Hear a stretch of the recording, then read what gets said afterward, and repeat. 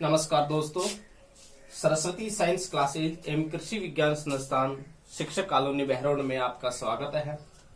सत्र 2020-21 में नव प्रवेशित विद्यार्थी एवं पुनः प्रवेशी जो कक्षा 11 पास आउट बच्चे 12th में अध्ययनरत हैं, उन सभी का सादा परिवार की ओर से हार्दिक अभिनंदन है।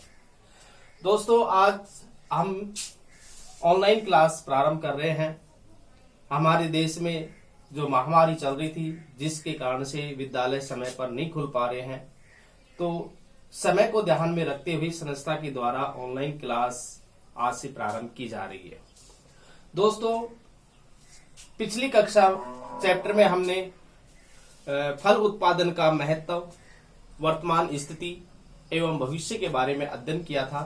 आज हम इस वीडियो में लेकर के आए हैं इकाई 2 के अध्याय 8 का चैप्टर है प्रवर्धन।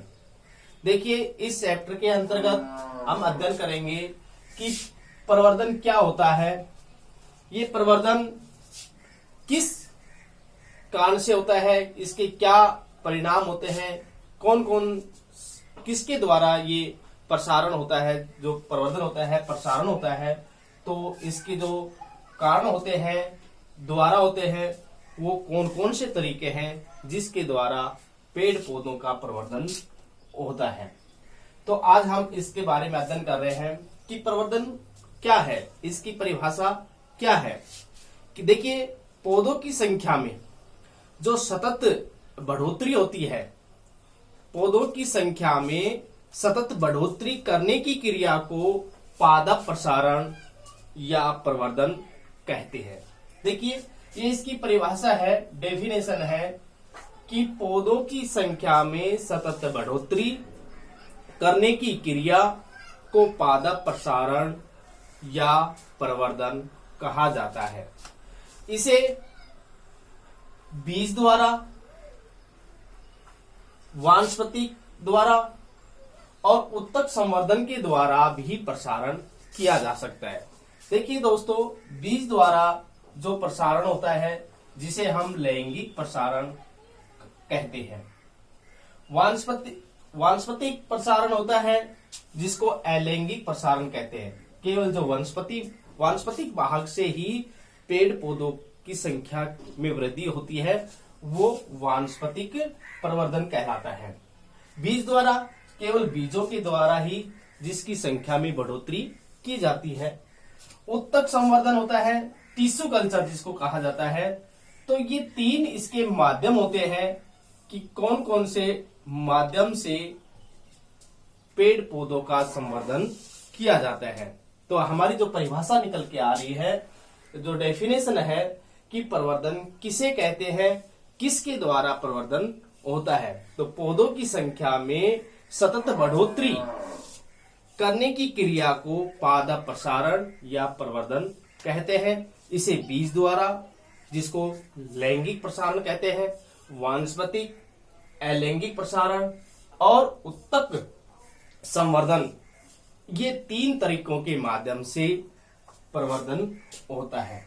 अब देखिए, बीज द्वारा जो प्रसारण होता है, तो बीज द्वारा प्रसारण करने के क्या लाभ है, यानी कि हम पेड़ पौधों का जो प्रसारण करते हैं, प्रवर्धन करते हैं, तो जिसमें पहला आता है बीज द्वारा प्रसारण, यानी बीज द्वारा प्रसारण के क्या क्या लाभ है। तो देखिए, बीज द्वारा तैयार किए गए जो पौधे होते हैं, यानी कि केवल बीजों के द्वारा ही जो तैयार किए जाते हैं, वो पौधे बीजू पौधे कहलाते हैं।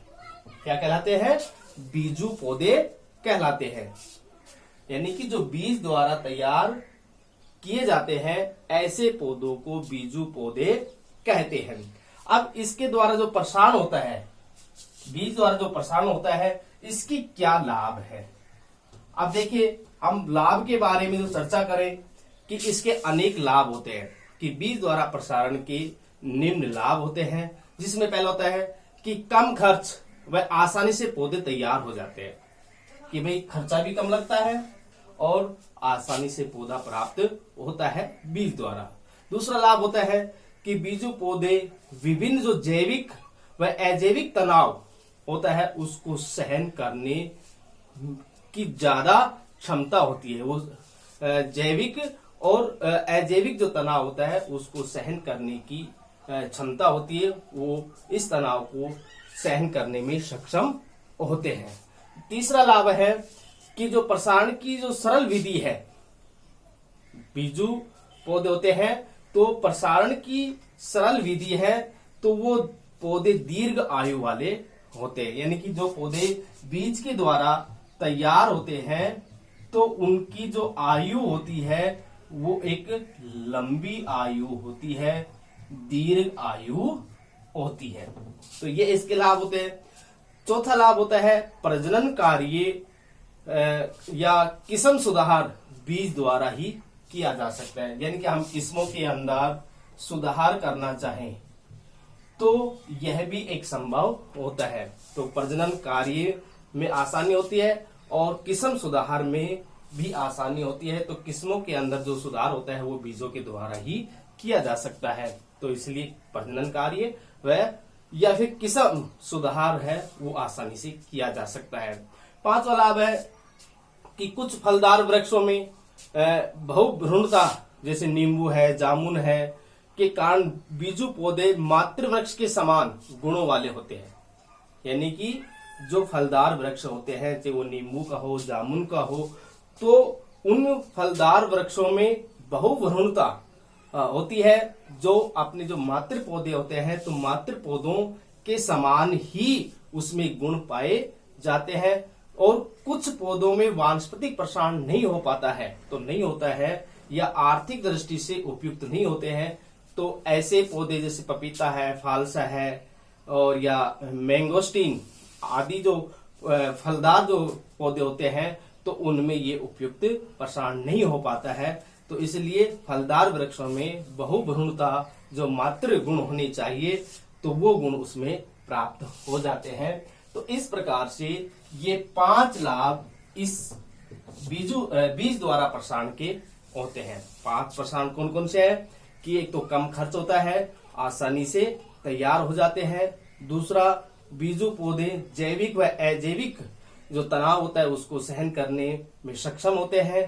तीसरा होता है कि यह प्रसारण की सरल विधि होती है और पौधे दीर्घ आयु वाले होते हैं, लंबी आयु वाले होते हैं। चौथा है प्रजनन कार्य व किस्म सुधार इसमें आसानी से किया जा सकता है। और पांचवा है कि फलदार वृक्ष होते हैं उन वृक्षों में बहुभ्रूणता जो होती है तो उन बहुभ्रूणता वाले जो गुण होते हैं, वृक्ष होते हैं, तो ऐसे पौधों में मातृ वृक्ष के गुण समान होते हैं और उसके अंदर ये प्रसारण आसानी से नहीं हो पाता है। तो इसमें मातृ गुण प्राप्त करने के लिए हम बीजों का सहारा लेते हैं। तो बीज द्वारा प्रसारण की ये 5 लाभ होते हैं। अब इसके कुछ हानियां होती है कि भाई हानियां क्या क्या है, यानी बीज द्वारा जो हम प्रसारण करेंगे तो उसकी हानियां देखिए। बीज द्वारा प्रसारण किया गया पौधा है तो उससे क्या हानियां होती है कि नंबर 1 होता है कि इन पौधों में मातृ वृक्ष के समान गुण नहीं होते हैं। यानी कभी कभी इसमें जो बहुभ्रूणता होती है तो उसके कारण से भी इसमें मातृ वृक्ष के समान गुण नहीं हो पाते, अर्थात वो ट्रू टू टाइप नहीं होते हैं। यानी कि जैसा बीज हमने बोया है वैसा वो प्राप्त नहीं हो पाता है। दूसरा होता है बीजू पौधे लंबी अवधि के बाद फलन में आते हैं। ये एक बड़ी समस्या होती है कि जो हम बीज से तैयार करते हैं तो वो बड़े होने में टाइम लगता है और एक लंबे समय के बाद ही फल प्राप्त होते हैं कि उसमें फल आता है, फलन आना प्रारंभ होता है।